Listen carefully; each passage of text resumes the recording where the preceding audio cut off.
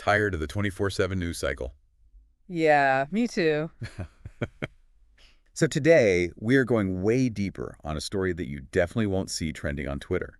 We're talking Thomas Sankara. Revolutionary leader in Burkina Faso. Exactly. And what's really special about this deep dive is that we're going right to the source. Sankara, in his own words, we're diving into Thomas Sankara Speaks, a collection of his speeches and interviews. It's eye-opening stuff. It's one thing to read a history book, right? But to actually hear Sankara's voice, the passion, Yeah. you get a much better sense of the man, his vision. Absolutely. And to really grasp it all, we need to rewind a bit. Picture Burkina Faso, or Upper Volta, as it was then known back in the 1980s. Fresh out of colonialism, but still in the grip of, well, neocolonialism. Right. And Sankara does not mince words when he describes what that actually looked like. I mean, he talks about citizens struggling to survive on less than $150 a year. It's One doctor for every 50,000 people. This isn't just bad economics. This is a full-blown human crisis. And Sankara was crystal clear on this point. This wasn't some accident of history. This was a direct result of neocolonialism, the idea that even though Burkina Faso was technically free, it was still being controlled, exploited by outside forces. Okay, so let's unpack this term neocolonialism for a second, because Sankara uses it a lot. But it's not just some abstract political theory, is it? This was people's lived reality. Exactly. Think of it this way. A foreign power swoops in offering loans. Seems generous, right? But those loans come with strings attached. Conditions that force the country to prioritize exporting their resources on the cheap, even if it means neglecting their own people's needs. Or, picture this, international organizations basically dictating policies that line the pockets of already wealthy economies instead of actually promoting local growth and self-sufficiency.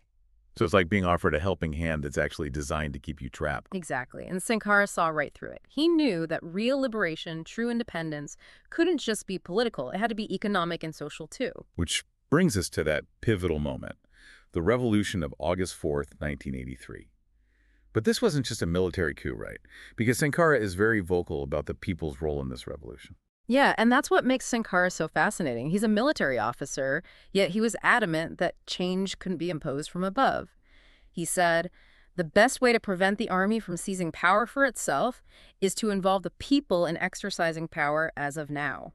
Wow. So he saw the military's role as, what, supporting the people's will, not dictating it? Right. But, I mean, how do you even begin to do that? How do you get an entire nation on board with such radical change? Well, this is where his idea for the Committees for the Defense of the Revolution, CDRs, comes in. These were meant to be super local, grassroots organizations, giving ordinary folks a direct say in how their communities were run. So we're not just talking about listening to the people. We're talking about giving them the actual power to shape the revolution. It sounds almost utopian, but did that really work? The CDRs had their hands in everything. I mean, literacy campaigns, planting trees, even resolving local disputes. It was a massive experiment in decentralized power. Such a dramatic power shift was bound to face some serious pushback, though. I mean, what were some of those internal challenges that Sankara had to navigate? Well, for one, he faced resistance from the, as he called them, the petty bourgeoisie.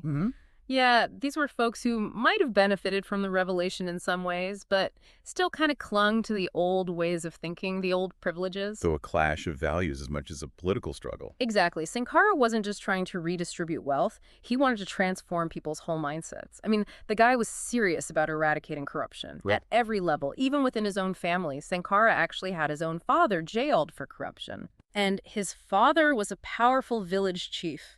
Just imagine the conviction that took. He really put his principles into action, even when it was personally costly.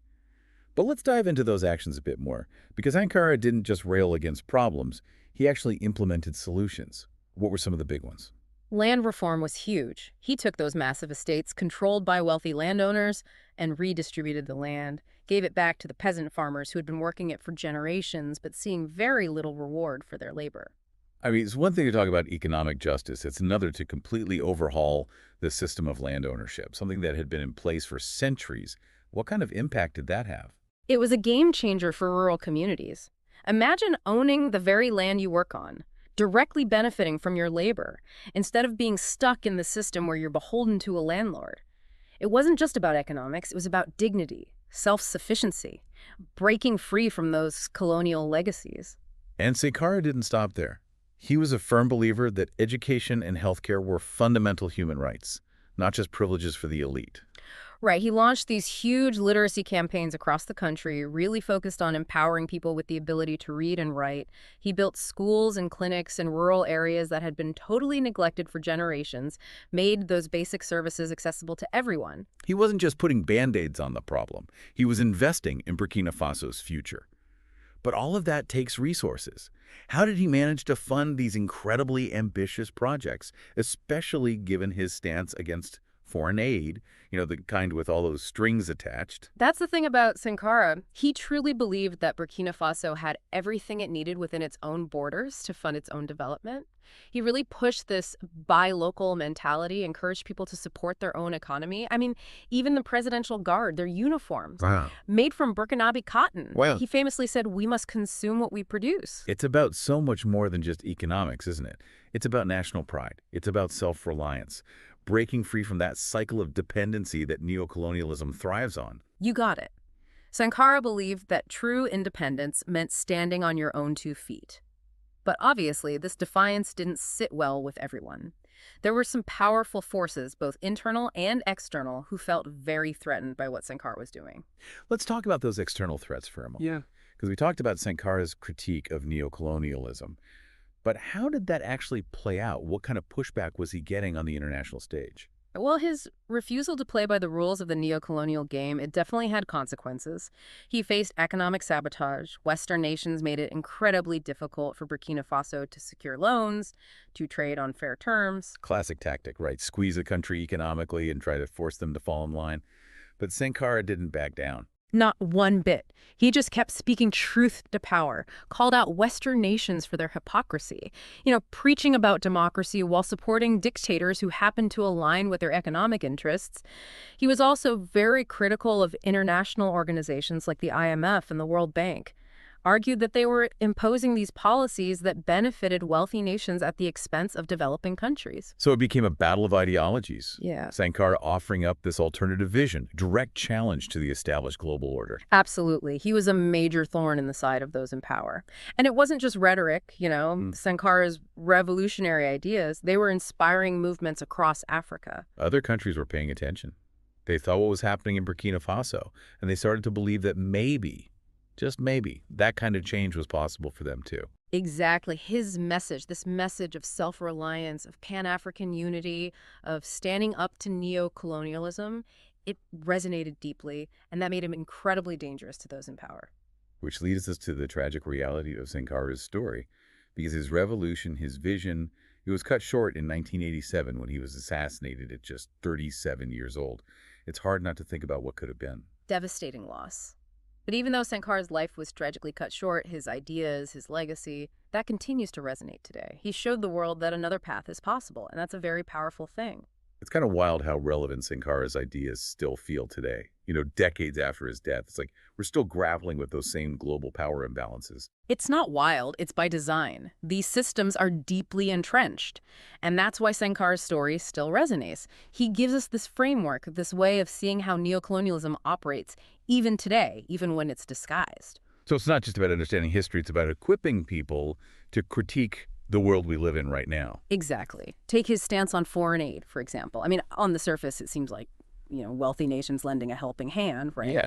But Sankara argued that true aid, it should be empowering, not create dependency. He constantly warned about the hidden costs of these seemingly generous offers of aid, right? I mean, like forcing a country to adopt policies that only benefit foreign corporations, not the local people. Or saddling them with this mountain of debt they can never repay. It's a vicious cycle. Sankara knew that true development had to come from within, had to be driven by a nation's own resources, its own people. That idea of self-reliance is so fundamental to his vision. But how do you actually achieve that? I mean, in a world that seems specifically designed to keep some countries dependent on others. It takes guts, for sure. Sankara challenged Burkina Faso to break free from that mindset of dependency, encouraged them to believe in their own potential. He pushed for people to buy locally produced goods, even if it meant paying a little bit more. He said, let us consume what we ourselves produce, and let us produce what we need to consume. He didn't just talk the talk, he walked the walk. He was actively creating the systems to make it all work. That's such a crucial point. Sankara got it. He understood that real change, lasting change, It wasn't just about individual choices. It was about transforming systems. He knew that breaking free from neocolonialism required a collective effort, a true Pan-African movement. That's what he advocated for on the world stage. I mean, he challenged other African leaders, urged them to reject the crumbs being offered by these neocolonial powers and build a future where they were the ones in control. His vision, it was bold, uncompromising, and tragically cut short. It's easy to get stuck in that what if he had lived, what would he have accomplished? But what I find so inspiring is that even though Sankara was silenced, his ideas, they didn't die with him. He's still inspiring people, movements around the world. That's the power of Sankara, right? His story reminds us that one person with enough clarity, with courage, with conviction, they can spark a movement. He showed us that another world is possible, a world without exploitation, a world built on justice, on equality. A world worth fighting for, no matter how long or difficult that fight may be. As we wrap up this deep dive, I'm left with this question. What can we learn from Sankara's life, his work? I mean, how can we, each of us, in our own ways, challenge injustice, promote self-reliance? How can we create a more equitable world? It's the question, isn't it? Because Sankara's legacy is a call to action. It's a reminder that we all have a part to play in building a better world. A huge thank you to you for joining us for this deep dive into the life and legacy of Thomas Sankara. We hope this conversation encourages you to learn more, to think critically, and maybe even spark some change in your own corner of the world. Until next time, remember, creating a more just and equitable world. That's on all of us. So let's keep learning, keep challenging the status quo, and most importantly, let's keep pushing for change.